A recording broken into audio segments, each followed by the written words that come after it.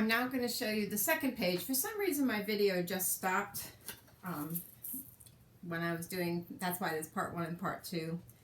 Well, while that uploaded, I played with my tri-blend markers a little bit, and this is 2 of the colors of the blue, and I think I like it better. And then I did a pink one, which is a little more autumn color, almost a dusty rose. So I'm not sure which butterfly I'm going to use yet, but I want to show you something with our wood pieces. I find if you just put a double stick piece of tape on your finger and then put your wood pieces on that tape, it's a good way to do this without a lot of mess to color them. I've decided to stick with the blue color, and I just take basic old Scotch double stick, put it on my put it on my finger to catch the wood piece. Whoop! I tip that one over, and it helps keep the mess down on your fingers. I'll let those dry, so I'm not sure if I'll show the application of those yet, but I like to let them dry, and then it has a little bit of a chalky feel to me, and so I use a Distress Glaze on them. Okay, so I'm just going to put these 4, I think I'm only going to use 3. I'm going to put these aside, and we'll add them to our layout afterwards. The other thing that when you're putting stickers on, I was also going to just show you how there's 3 different colors. We have a light, a medium, and a dark on our markers. And as it dries, it changes color a little bit. Just going to add a little bit more. You can still add the shimmer on top of these.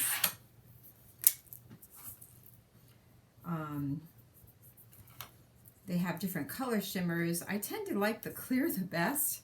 Then I can use them for watercolors and other things. But we'll see how those look when we pick that out. Oh, and for a big piece, I'm not using this title, but this was the wood title they gave us. You can just rub that ink right on, or you can use a blending tool. I think I'll use a blending tool because it's not covering well. So something about the Distress Oxides, it goes on the wood really easily. And when you use the glaze afterwards, it gives it a little bit of a sheen. It also makes it not reactive to the water any longer, and it makes a good title. So even though I'm not using this for this particular layout, I figured I would color it and it would be all ready for another layout. Or even on the album cover, I'm not sure. Such a pretty piece of wood. Okay, so I'll let that dry also. And it was easier for the bigger piece to use a blending tool. Okay, wash my hands, and let's just finish up this last page and add a couple accents. Like I said, when the Distress Oxide dries, then I'll put some gel on top of it. So the second page has 2 4x6 photos. We've already adhered the bottom stripes on, and now we just have to put our mats on. And like the others, they're a 1/2 inch and a 1/2 inch.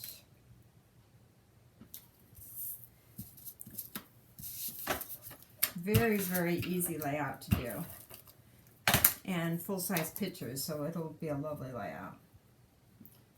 But now it has clusters, and when you're dealing with clusters and you haven't picked out your pictures yet, I have discovered I do not like putting photo mats on because it tends to tear, especially the white cardstock. So I'm putting 1 piece of double-sided tape to remind me which size picture I need, since I haven't picked out photos for this layout yet.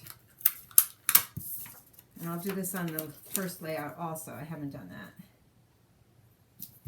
Okay, so we are going to use this beautiful, beautiful bird cage. And if you notice, it overlaps this photo quite a bit. So I usually use my silicone.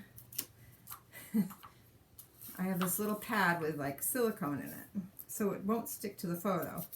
But it's hiding somewhere in my craft studio. So I am just putting a little cornstarch, making a mess on my table. I'm putting a little cornstarch here to get rid of the stickiness on the back of the sticker, because I want to be able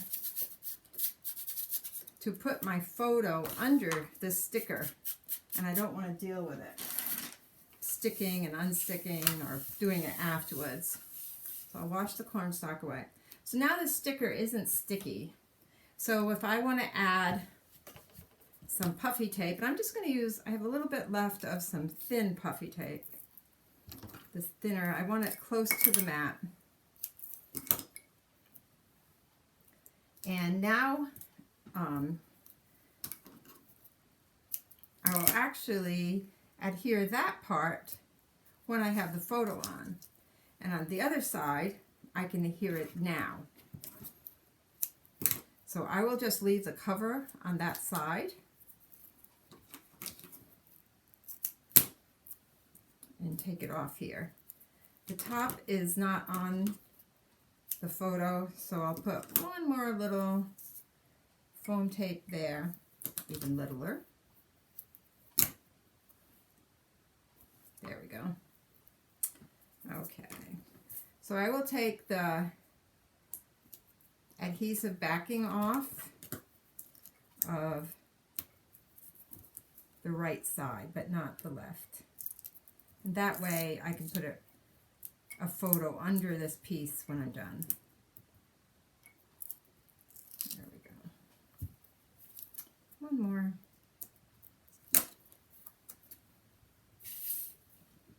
It's such a beautiful sticker. I want to use it. They have it crooked. I think I'd almost like it straight. I think I'm going to leave it straight. Okay, and they have a butterfly on top of this.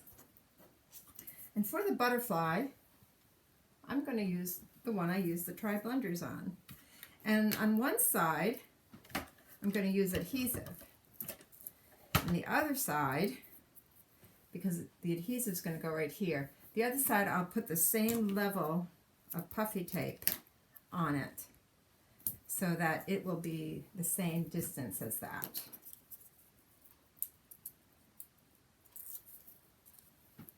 And the butterfly, I will put it at an angle. Now this is a stamped butterfly. It is not a sticker. And they put a heart here and a heart here and a sticker heart here.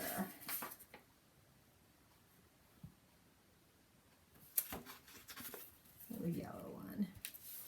So I will add to the cluster here, but I'm going to add these hearts, these wood hearts afterwards because I want to glaze them first. So this is just about all ready for the right hand layout. And let's go back to the left hand layout and see what we have. I didn't have my photo holders there before. This time I'm going to put 2 pieces of tape because it's a big 4x6 and it also has a little wrinkle in it. So I'm going to put a nice 5x7 here, not 4x6. And again, I don't think I'll keep these mats on the finals, so I'm not putting much adhesive at all. So it's easy to remove, but that remind me the sizes I need. Okay. Now they have a sticker over here, and then they have a cluster here. And I do like that cluster, but I've already used the leaf. So I might use this green leaf. I ended up using the leaf last week because I really liked it under my big joy sign.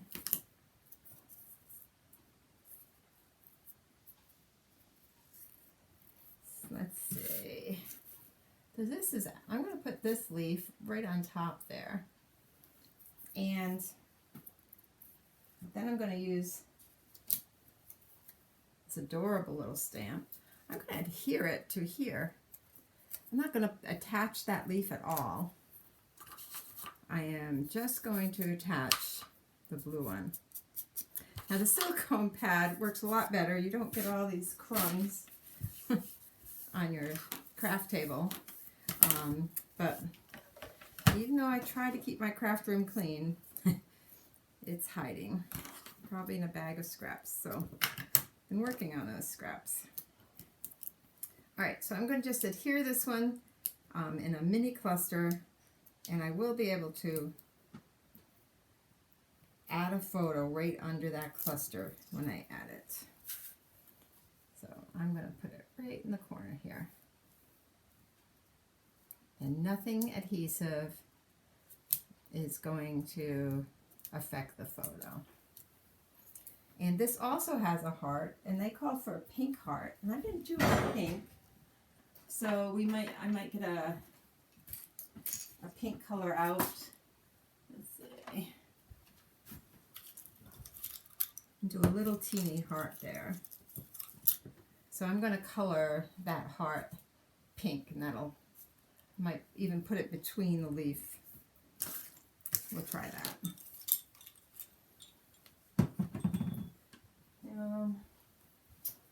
While I'm at it, I think I'll just color it so it'll dry. I have a new color from Ranger, and I don't know if it'll be too bright or not. But I just bought a Distress ink. I've only been using the Distress Oxides, and I tried this, just a basic Distress. Oh, that might look pretty. A little bit darker. We'll let that dry and see how that looks. So that's the new Flamingo, Kitsch Flamingo. We'll try that color, and if it's too bright, I'll go with a lighter pink. So we'll add that when we do our photos. Anything else? We have our title, a cluster there, and there's a butterfly here. And it's this butterfly.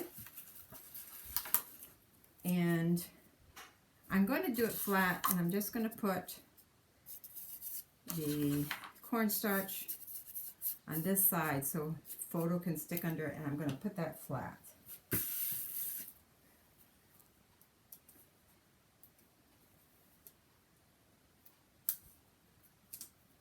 So the photo can go under there, and I will adhere that when the photo's on. So there is our layout, all ready for pictures, except it needs some hearts. So I hope you have fun putting this easy layout together. And if you want to keep the white paper on the placeholders, you can cut your picture a little bit, a 1/4 inch smaller than the 5x7 and a 1/4 inch smaller than the 4x6, and that would give you a white outline depending on the nature of your photos and the color. Now one other thing, I sort of wish I had a smaller butterfly.